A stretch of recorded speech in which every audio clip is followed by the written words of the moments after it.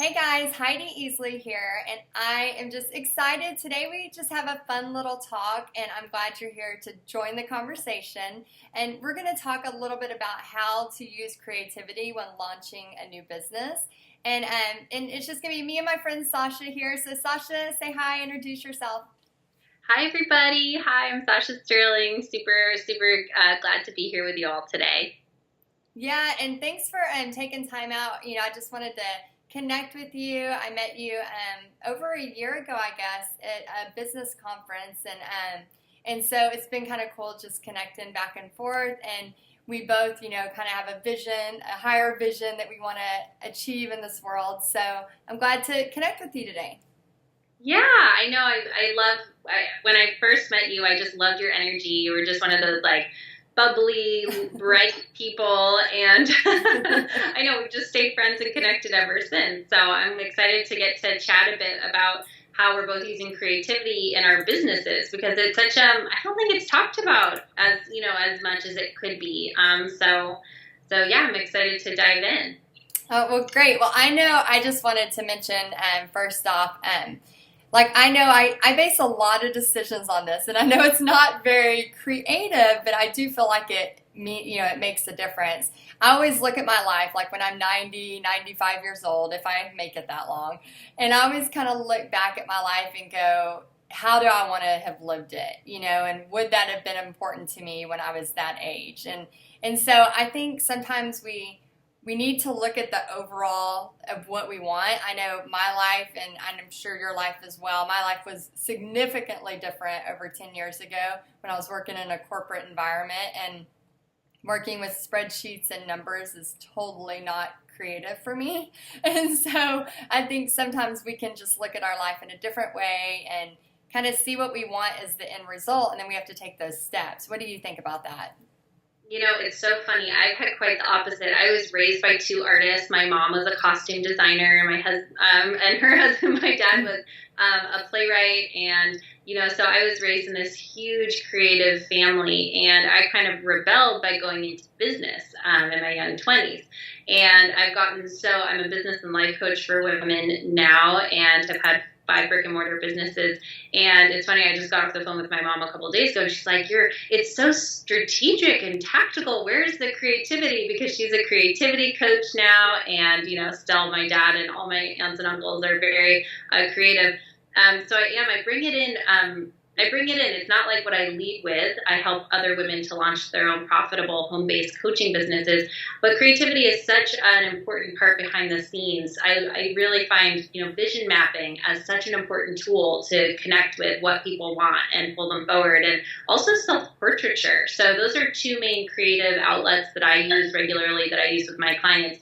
Even though I don't really lead as an artist, those two pieces really still work for me.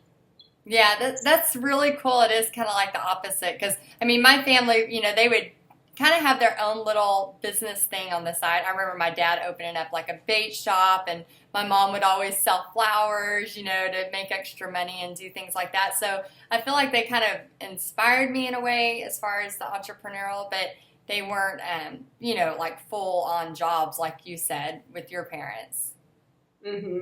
Yeah, it's funny, the little bit opposite there.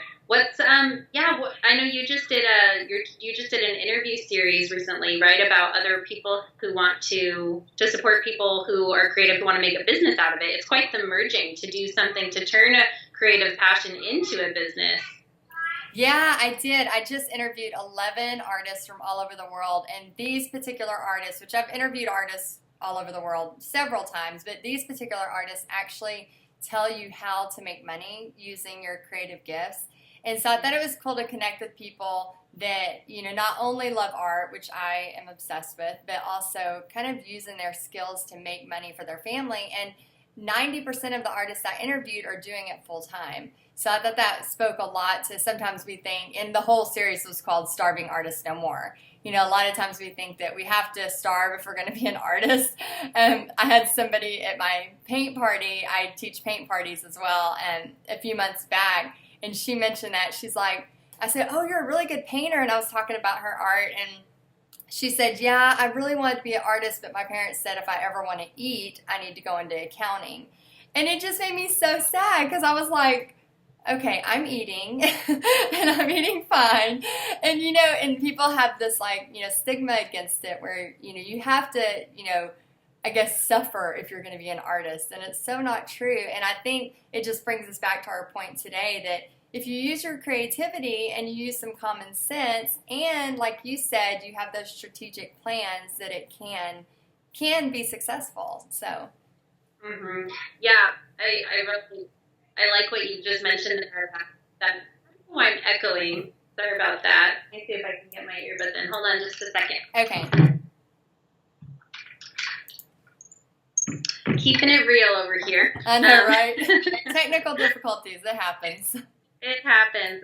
Yeah, I love what you said, though, about the influence. So many people cap or have these limiting beliefs and perspectives on what's possible because of who's influencing our minds. So now more than ever before, especially with the internet, I mean, we're connecting, we're states away. And, what's possible for artists now with the internet to create full-time incomes as artists it's unprecedented, just like almost any other industry. So it's really like who's influencing our minds is the, really interesting conversation for me. And it's all about modeling. So for that one person you mentioned about their parents saying, oh, if you want to eat, become an accountant. It's like, okay, well, there must be at least one example of someone who didn't do that, who has, been able to make it. And it's, just do what they do. And I know you are leading the way for artists to be able to really open up to that new possibility. And it's, it's really important to, especially for creative people, let me plug these in,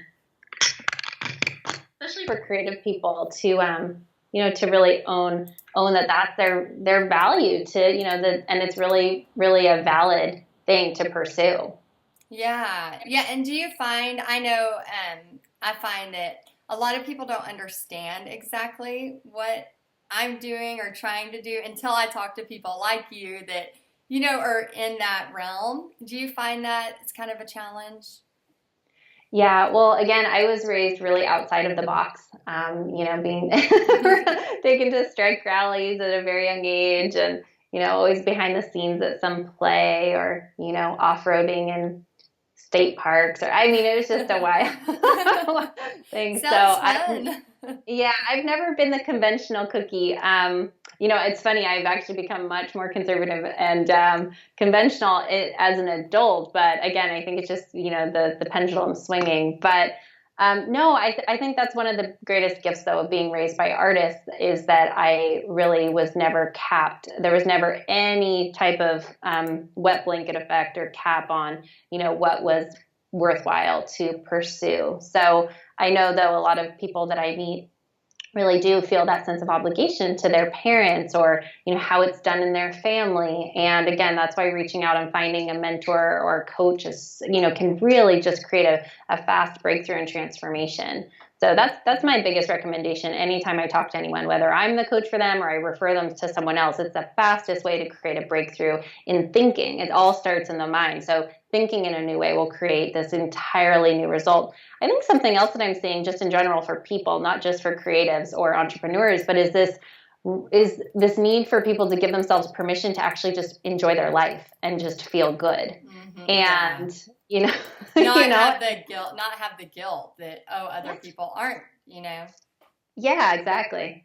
My husband just brought me breakfast. It's that's sweet. It's my life here. So, that's really the main thing is I see a lot of people wanting to do it right, and there's no right way to live life. And that's so, and creative people get that, it's like drawing outside the lines and so really just that permission, giving, just encouraging people to really feel good. What will make you feel good and give you that sense of aliveness? And like you mentioned, at 90 or 95, that sense of a life well lived. Exactly. And what do you want? Kind of what do you want to leave your mark, and how do you want to be remembered? And I know too, I think sometimes, especially like you mentioned, like finding a coach or a mentor that's done this. I know, with my own, I have like a virtual boot camp for paint parties, for a paint party business. And it's like I have made so many mistakes over the past so many years. And so we streamline it. And I think it's important that if people are interested, yes, they can, we're in the world of information. You can find anything and everything you want online. But if you want to fast track it and fast forward, if you find somebody, a mentor or a coach or somebody that can fast track you, and you miss out on all those mistakes and all those things, and you have a community that kind of helps build you up as you're going through the process when maybe your family doesn't understand, Absolutely. And in this information age, what I'm noticing is that people don't need more information. Once you find something that makes sense, it's really needing support to have a transformation, which happens through, real accountability and space and time where you feel safe to actually assimilate it and implement it and try and fail with it and win with it. And that's where having a coach and a community really come in. It also helps with, the self-doubt that can happen and also get people out of isolation. I know a lot of women, especially women entrepreneurs, creative or otherwise, are trying to do it on their own, which is fine. But then the self-doubt and the isolation can set in and there's no one to turn to for feedback. And that can create, some pretty destructive, ways of thinking. Yeah. And it can also just make you stop. you don't move forward. You're just put on the brakes. Yeah, that's exactly it. Like, this isn't quite working, or or pushing the ball up the rock up the hill instead of it being easy and joyful and feeling that sense of, oh yeah, I've got this. So. And fun. I think the whole thing on our topic, how to use creativity, is just make it fun. Turn it into a game. Make it like, oh, I'm going to try this. Does it work? It didn't work. Okay. It's fine. Pick yourself back up and try it again. I think making it kind of into like this life that's a game is so much fun. Yeah. Oh, I agree with you so much. Okay. So I know, we want to leave some people with just some inspired takeaways. So maybe we both can say one or two inspired takeaways so they can have something to take action with. What do you think?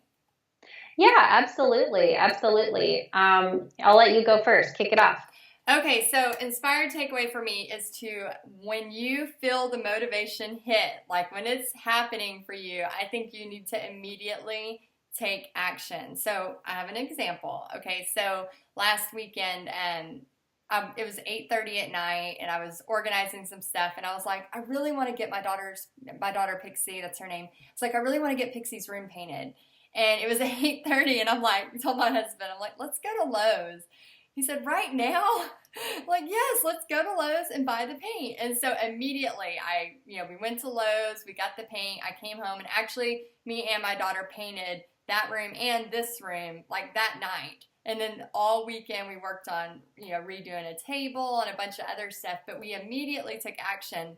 And I think it's so important because we could have easily, oh yeah, we'll do it. We'll get up in the morning, we'll go buy the stuff. By the time we get home, then we're not even wanting to do it anymore. And then it just sits there. I think it's so important that you do it when you have the energy and when you're excited about it and when you're motivated. And the same thing with starting a business or doing something for your business. I think you need to immediately take action while you're excited to make sure it gets done. Because if not, it just becomes brushed under the rug. Oh, I love that. What a fun story, Heidi. They were great. Paint away at midnight. Well, it looks beautiful. I like that color that you did. Well, actually, I just used what was left over of hers. I was like, I don't really care. It's fine. Okay. That's good. You said, oh, that's great. Oh, I love that. Well, great. Well, another inspired takeaway to piggyback on yours, Heidi, is really as a creative entrepreneur, I know I get lots of ideas, and I love what you mentioned about acting fast. I know for me, though, sometimes there's so many ideas, I can't possibly implement them all at once. So something that really works for me is to journal every morning and to always document my ideas. But have a 90-day, I break up my year in 90-day chunks, and I'm really only working on 1 to 3 things every 90 days. And that really helps to keep my anxiety levels low. So you could experiment with that if that's, clicking with you, is to just have one big nugget that you're working on every 90 days, 1 to 3, but really honor all those ideas and keep them in one journal so you always can go back to them. And, if you're low on ideas, you've got all these amazing ideas that you've written down over the course of your months or years. Oh, that's a good idea. I probably need to do that in a journal because I have like a huge piece of paper kind of behind my computer and I just write everything because again, as a creative person, I've got 15 books in the in the queue that I want to write. I've got this and that, and you do have to kind of stop yourself or it does become overwhelming. And then again, we get that break sensation where we don't want to do anything. We kind of stop. So Yeah, absolutely. oh, that's really good. Well, I think just take them one step at a time is another thing. Do you have any other inspired takeaways before we go?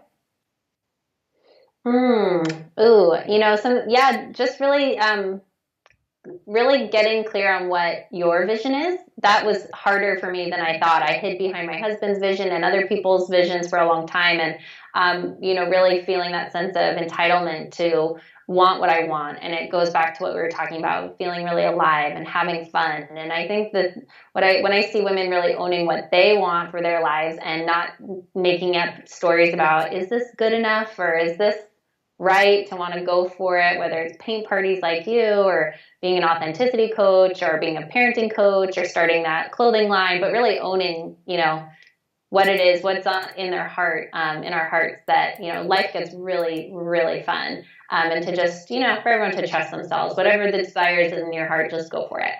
Yeah, that's really good. And it brought me to remembering a quote from Big Magic. Have you read that book yet?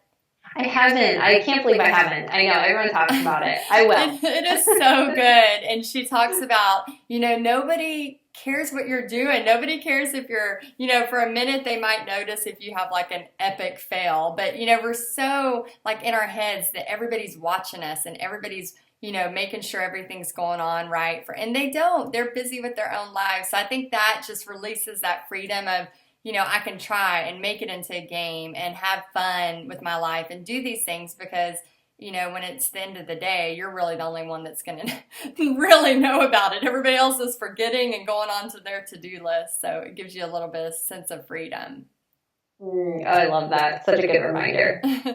All right. Well, and before we go, and I know this is a question that we didn't talk about, but I know I mentioned Big Magic. Do you have a book that's just kind of inspired you or maybe kind of changed your life? I know sometimes that's a little hard to say, but sometimes they do. Books have the impact.